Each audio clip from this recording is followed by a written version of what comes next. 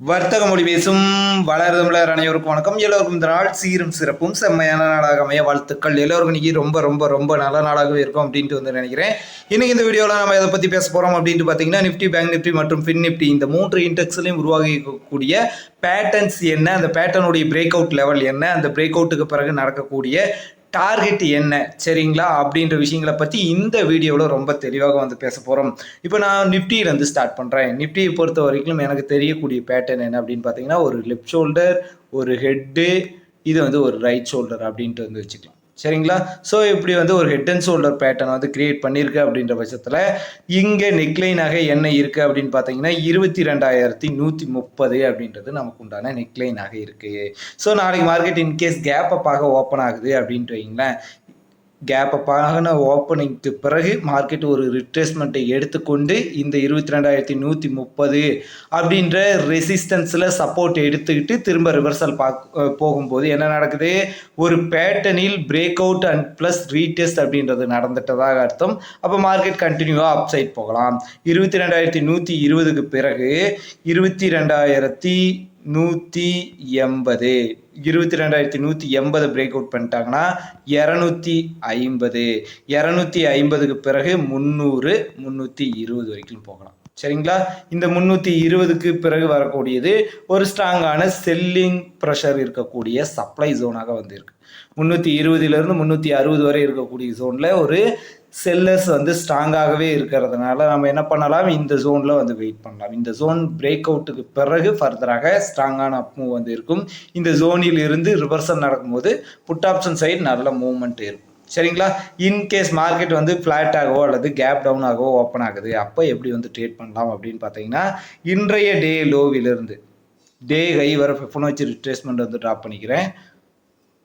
Day low to day high Fibonacci retracement வந்து drop பண்ணிக்கிறப்போ market என்ன பண்ணிட்டு இருக்கு, இன்னும் 23.60% அப்படின்ற சூப்பர் புல்லிஸ் லெவல்லே சஸ்டெயின் வந்து பண்ணிட்டு இருக்காங்க. நாளைக்கும் ஃபிளாட்டாக ஓப்பன் ஆகி இதே ஜோனில் சஸ்டெயின் பண்ணிட்டு இருந்துட்டு திரும்ப 22,130 பிரேக் அவுட் பண்ணுறாங்கன்னா பிரேக் அவுட் ப்ளஸ் ரீடெஸ்ட்டுக்கு பிறகு மார்க்கெட் கண்டினியூவாக அப் மூவ் போகும். நம்ம சொன்ன டார்கெட்லாம் அச்சீவ் பண்ணும். இன்கேஸ் கேப் டவுனாக ஓப்பன் ஆகுறாங்க அப்படின்னா 38.20% ஆகட்டும், 50% ஆகட்டும், 61.80% வரை இந்த 3 லெவல்ஸ்லையும் எப்போதெல்லாம் டபிள்யூ பேட்டனோ, ட்ரிபிள் பாட்டம் பேட்டனோ அல்லது ஹெட் அண்ட் ஷோல்டர் பேட்டனோ கால் ஆப்ஷன் பை பண்ண வாய்ப்புகள் இருக்கக்கூடிய எந்த பேட்டனும் இந்த 3 புள்ளிகளிலும் உருவாகுதோ அப்போ நான் வந்து கால் ஆப்ஷன் சைட் போக போகிறேன். ஸோ இங்கேருந்து மார்க்கெட் தன்னுடைய ட்ரெண்டை கண்டினியூ பண்ணுவதற்கு வந்து வாய்ப்புகள் இருக்குது. இந்த 22,000 ஆகட்டும், 21,976 ஆகட்டும், 21,940 ஆகட்டும், இந்த 3 புள்ளிகளிலிருந்து மார்க்கெட் வந்து ரிவர்சல் ஆகுச்சுன்னா குறைந்தபட்சம் 22,100, சரிங்களா. 22,130 இந்த 22,130 பிரேக் அவுட் பண்ணிச்சுன்னா தான் ஃபர்தராக அப் மூவ் வந்து போகும். புட் ஆப்ஷன் சைடுக்கு நமக்கு போஸ்ட் மார்க்கெட்டை பொறுத்து எந்த வித ஒப்பீனியனும் கிடையாது. என்ன காரணம் அப்படின்னு பார்த்தீங்கன்னா, லைவ் மார்க்கெட்டை பொறுத்த வரைக்கும் நல்ல ஸ்ட்ராங்காக பையிங் சைடு வந்து போயிருக்காங்க. வால்யூம் அப்படின்றது அங்கே தான் இருக்குது. ஸோ அதனால் புட் ஆப்ஷன் சைடு நாளைக்கு ஏதாவது மாற்றங்கள் ஏற்படுற அன்னைக்கு நம்ம நாளைக்கு ஈவினிங் வீடியோவில் பேசுவோம். அடுத்து பேங்க் நிஃப்டி பற்றி பார்க்கலாம்.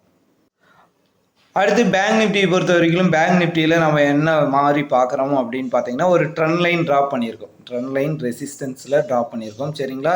ஸோ இந்த ட்ரெண்ட் லைனில் மார்க்கெட் திரும்ப டச் ஆகும்போது ரிஜெக்ஷன், திரும்ப மார்க்கெட் இந்த இடத்துல டச் ஆகுது, ரிஜெக்ஷன் எடுத்துக்குது, திரும்ப இந்த ட்ரெண்ட் லைனை மார்க்கெட் வந்து பிரேக் அவுட் பண்ணிட்டாங்க.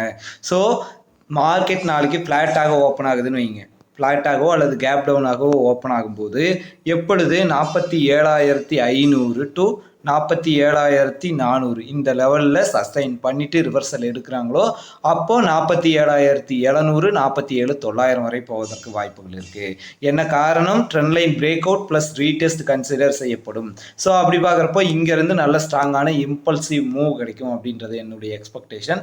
ஸோ அதனால் நான் வந்து ஒரு 200 to 400 புள்ளிகள் வந்து எக்ஸ்பெக்ட் பண்ணுறேன். இன்கேஸ் கேப் அப்பாக ஓப்பன் ஆச்சுன்னா எப்படிப்பா ட்ரேட் பண்ணலாம் அப்படின்னு பார்த்தீங்கன்னா, 48,000லேருந்து 48,200 வரை இருக்கக்கூடிய ஜோனானது ஒரு நல்ல ஸ்ட்ராங்கான செல்லர்ஸ் இருக்கக்கூடிய ஏரியாவாக இருக்குது. ஸோ இந்த செல்லர்ஸ் ஏரியாவுக்குள்ளே Nifty, bank Nifty bank Nifty இந்த செல்லர்ஸ் ஏரியாக்குள்ளே வராங்க அப்படின்ற பட்சத்தில் இங்கே இருந்து பேட்டர்ன்களை உருவாக்குது அப்படின்றப்போ நம்ம வந்து புட் சைட் போகலாம். 47,800 அப்படின்றது ஃபர்ஸ்ட் டார்கெட். 47,800 பிரேக் டவுன் பண்ணிச்சுன்னா மட்டும்தான் ஃபர்தராக வந்து டவுன் சைடு வரும். சரிங்களா? 47,800க்கு மேலேயே வந்து சஸ்டைன் பண்ணிட்டு இருக்காங்க. 47,800 47,700 இந்த ஜோனுக்குள்ளேயே கேப் அப்பாக ஓப்பன் ஆகி ரிவர்சல் எடுத்துட்டு இந்த ஜோன்லேயே சஸ்டைன் பண்ணுறாங்க அப்படின்னா இங்கே உருவாகக்கூடிய பேட்டர்ன்களை பொறுத்து ரிவர்சல் வந்து நடந்துடும். சரிங்களா? கேப் அப்பாக ஓப்பன் ஆகிற மார்க்கெட் 48,200க்கு மேலே எப்பொழுது நிலைத்து நீடிக்குதோ அப்போதான் ஃபர்தராக ஸ்ட்ராங்கான அப். சரிங்களா? நான் இதுதான் என்னுடைய எக்ஸ்பெக்டேஷன். சரியாக இன்னொரு முறை வந்து இதை தொடர்ச்சியாக சொல்லிடுறேன். 48,000 to 48,200 வரை இருக்கக்கூடியது ஒரு ஸ்ட்ராங்கான சப்ளை ஜோனாக இருக்குது. ஸோ இந்த ஜோனுக்குள்ளே இன்கேஸ் மார்க்கெட் கேப் அப்பாக ஓப்பன் ஆகுதும் போது ஒரு ரிட்ரேஸ்மெண்ட்டை எடுத்துக்கொள்ளும். சரிங்களா? 47,800 வரைக்கும் எக்ஸ்பெக்ட் பண்ணலாம். 47,800 to 700 இந்த ஜோனை பிரேக் டவுன் பண்ணிச்சுன்னா தான் ஃபர்தராக வந்து put option side down side வரும். சரிங்களா? இன்கேஸ் 48 to 48,200 ஓப்பன் ஆகக்கூடிய மார்க்கெட் 48,200க்கு மேலேயே சஸ்டைன் பண்ண முடியுது அப்படின்னா 48,500 48,650 48,800 வரைக்கும் போகும். சரிங்களா? இங்கே சஸ்டெயின் பண்ண முடியுது அப்படின்ற பட்சத்தில் அடுத்து நம்மளுடைய பின் நிஃப்டியை பொறுத்த வரைக்கும் ஒரு பர்ஃபெக்டான சூப்பரான பேட்டர்ன் அப்படின்னே சொல்லலாம். சேம் அதே போல தான் ஒரு லெஃப்ட் ஷோல்டர் ஒரு ஹெட்டு வந்து ஒரு ரைட் ஷோல்டர் ஃபார்ம் ஆகி ரொம்ப ஸ்ட்ராங்கான வால்யூம் வந்திருக்கு. ஸோ இந்த வால்யூம்னால யார் வந்து பிரயோஜனப்படுவாங்க அப்படின்னு பார்த்தீங்கன்னா இன்ஸ்டிடியூஷனல் பையர்ஸ் தான் அதிகமாக வந்து அவங்களுக்கு தான் அதிகமான வாய்ப்புகள் வந்து கிடைக்குது. ஏன்னா இந்த ஒரு கேண்டில் 2 கேண்டிலே மார்க்கெட் கிட்டத்தட்ட பார்த்தீங்க அப்படின்னா 21,000 21,240 வரைக்கும் ஒரு 1/4 மணி நேரத்துலேயே சடச்சடன்னு ஏறிட்டாங்க. அதுக்கு பிறகு மார்க்கெட் வந்து டெட் ஆயிடுச்சு. ஸோ இதனால் நம்ம பலன் பெறுவதை விட அவங்க தான் அதிகமாக வந்து பலன் பெறாங்க. இதனால் நிறைய பிரச்சனைகள் வந்து போயிட்டுருக்கு. ஸோ நீங்கள் ஆப்ஷன் பையிங்க்கு ரொம்ப புதியவராக இருக்கிற ஆப்ஷன் பக்கமே நான் இப்போ தான் வந்திருக்கேன் அப்படின்னீங்கன்னா நீங்களாம் இப்போதைக்கு மார்க்கெட்டில் விட்டு கொஞ்சம் தள்ளி நிற்பது ரொம்ப ரொம்ப நல்லது. என்ன காரணம் அப்படின்னு கேட்டிங்கன்னா இங்கே இந்த மாதிரி ஒரு வொலட்டைலான மூவ் அப்படின்றது வருஷத்தில் ஒரு டைம் தான் வரும். நான் இப்போ ஒரு 6 வருஷம் 7 வருஷமாக மார்க்கெட்டில் இருக்கேன். இந்த மாதிரி படப்படன்னு மார்க்கெட் ஏறுவது இறங்குவது அப்படின்றதெல்லாம் வருஷத்தில் ஒரு டைம் ஒரே கேண்டிலில் வந்து 200 பாயிண்ட் இறங்கும் 200 பாயிண்ட் ஏறும். ஸோ அந்த மாதிரி எப்பயாவது ஒரு டைம் நடக்கிறப்போ அது வந்து ஒரு பெரிய பிரச்சனையாக இல்லை. ஆனால் இப்போ வீக்லி ஒன்ஸ் இந்த மாதிரி சம்பவங்கள் வந்து நடக்குது. ஸோ அதனால் நீங்களாம் கொஞ்சம் கவனமாக வந்து இருங்க, கவனமாக ட்ரேட் பண்ணுங்கள். சரிங்களா? இன்கேஸ் நாளைக்கு மார்க்கெட் கேப் டவுனாக ஓப்பன் ஆகுது அப்படின்ற பட்சத்தில் அல்லது ஃப்ளாட்டாக ஓப்பன் பண்ணுறாங்க அப்படின்னா நான் எது வரைக்கும் வெயிட் பண்ண போகிறேன்? 21,165 மார்க்கெட் வரும் வரை வெயிட் பண்ண போகிறேன். சரிங்களா? இங்கே வந்து ஒரு பேட்டர்னையோ அல்லது நல்லபடி வந்து பையர்ஸ் வால்யூமோ திரும்ப கிடைக்குது அப்படின்ற பட்சத்தில் நம்ம ட்ரெண்டு கண்டினியூவேஷனுக்கு போகலாம். 21,165 21,225 அப்படின்றது ஃபஸ்ட் டார்கெட்டாக இருக்கும். 225க்கு பிறகு 275 275க்கு பிறகு மார்க்கெட் 300 வரை வந்தடையும். சரிங்களா?